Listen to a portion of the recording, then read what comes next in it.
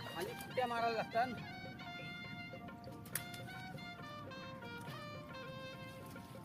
दोन एक शंभर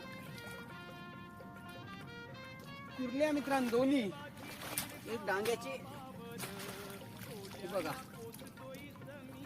दोन्ही कुर्ल्या कडक. आणि आपला नवीन पिंजरा बनवलेला हा बघा कसा बनवलाय घरी मित्रांनो. एकदम साधी आणि सोपी पद्धत बनवण्याची. आणि चिंबोडा पण अलगात जाते. हे बघा 3 मार्ग केलं त्याच्यामुळे चिंबोड्याला जायला आरामात भेटते. आणि हाईट कमी ठेवल्यानंतर चिंबोडा वरती निघत नाही.